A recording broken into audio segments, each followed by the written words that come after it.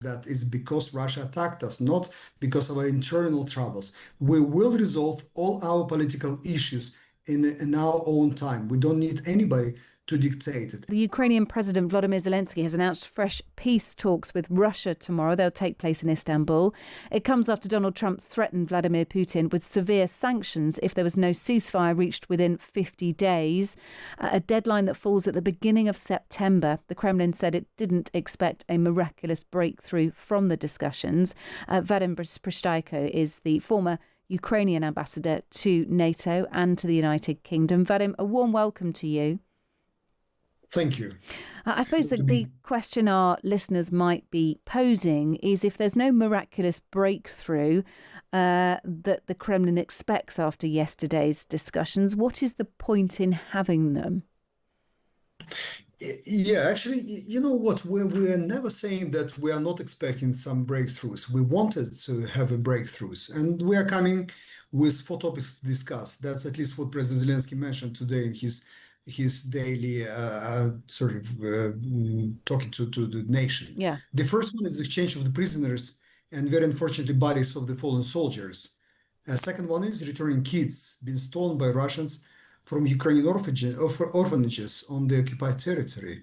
And we're talking about thousands of kids being taken away to Russian territory. The third one is ceasefire on the front lines. And the last one is the preparation of the leaders' meeting, where we hope that some real stable peace will be reached.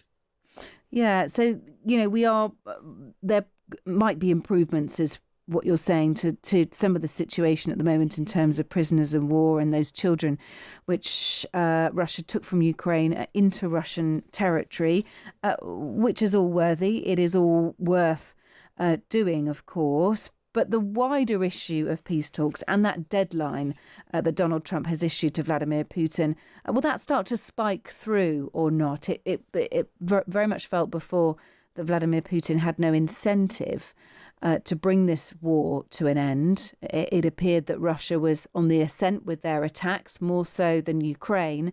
Will this provide incentive enough to put Russia in the frame of mind where they will eventually, within this 50-day period, negotiate a ceasefire?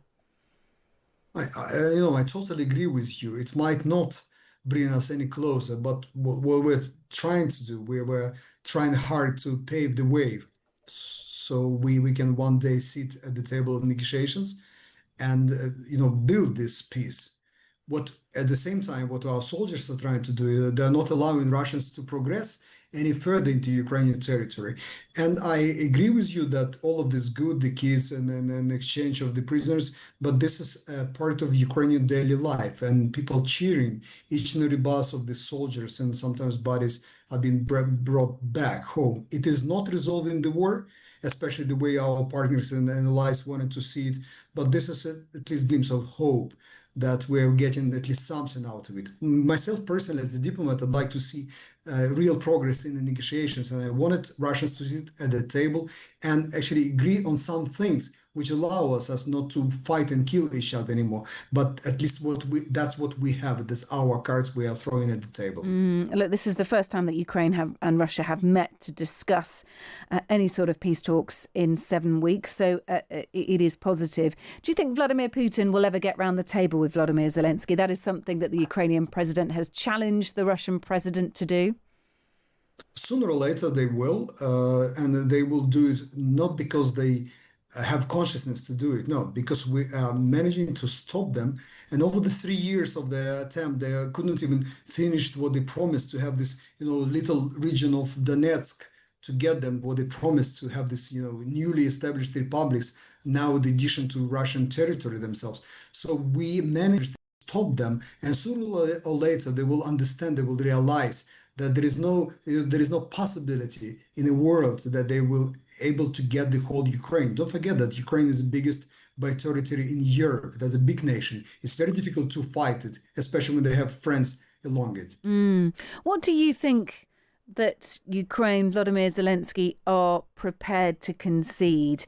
There is the issue of territory. There is also the issue that Vladimir Putin does not see Zelensky as a legitimate leader because he's not held new elections, but they're under martial law. So that is completely to be expected. But nonetheless, Putin says Zelensky is not a legitimate leader. That may be, by the way, why he won't meet him anytime soon. But what needs to happen here? What do you think Ukraine are prepared to concede? Not all the Ukrainians like President Zelensky, not all the Ukrainians against President Zelensky. What we have in common that we cannot allow any sort of elections fighting here for the political post of the president or the members of parliament, both of them postponed. And again, we know ourselves that is because Russia attacked us, not because of our internal troubles. We will resolve all our political issues in our own time. We don't need anybody to dictate it. And I guess this is the consensus within Ukrainian elites and Ukrainian electorate. And it is also important is the understanding of our partners, international partners, that we are not postponing because we want it, but because we put in this situation when we cannot have elections, when half of our nation being hosted by other nations, UK included, and our soldiers, million of them almost in the front lines, also cannot elect the legitimate leaders. And again, these political debates will definitely destroy our unity, which is what allows Ukraine to fight so successfully against Russians. Okay, so you believe that it's absolutely right that there are no elections. But what should Vladimir Zelensky concede? What is he prepared to concede here? Because at the moment, both parties are too far apart. What does Zelensky need to do to bring about peace? It is him that talks of this more than Putin, of course. I agree. This is a painful question when the nation is asked to allow something that the aggressor to take. And again, Ukrainians fought for this. It's not just somebody's coming and asking for something quietly. Like Crimea was taken from our hands. Only one Ukrainian officer was killed by some Russian soldier. We were not ready to fight for our independence then. We're ready now.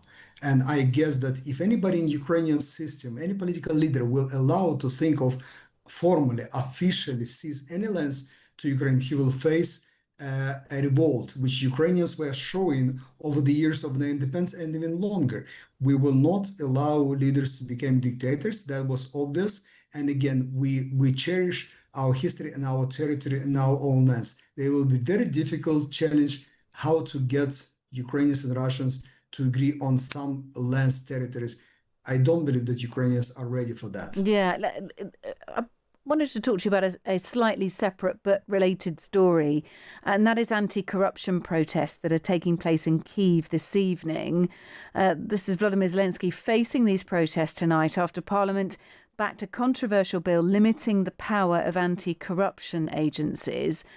Thousands of people, including veterans, gathered close to the president's office to demand that Mr. Zelensky back down amid widespread international condemnation over the proposal, so limiting the power of anti-corruption agencies. There is a history, of course, of corruption in the country, not necessarily related to Volodymyr Zelensky, but that is something that your country has had to face and had to deal with over the years.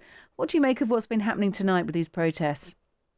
Most of the Ukrainians are unhappy when we still can fight and defeat the corruption. And it's been over the years. I guess this is because our system changed from communist state-run economy to the free economy when people finally got to earn some money. Some of them earned enormous sums and became oligarchs and tried to influence the politics. So all of this old story, what is important that Ukrainians are not allowing any political leaders to run the system in a way that somebody can think that, oh, yes, listen, we agreed that democracy is our way of living. We are not perfect. We're not there yet. We move. Yes, we've been hindered by the wars and everything else, but let's at least keep our own house clean. And that's why that's why this normal, usual Ukrainians, average ones, are coming to the president's office and the parliament and telling that, no, guys, we understand you have to streamline some of the procedures. You're not happy when there are different bodies of anti-corruption and everything are doing their job, but this is democracy. It might not be perfect, but that's what we agree upon. Let's let's stick to it. Look, thanks for being with us. Really appreciate it. Vadym Prystaiko, who is the former Ukrainian ambassador to NATO and the UK and the UK. Thanks for being with us.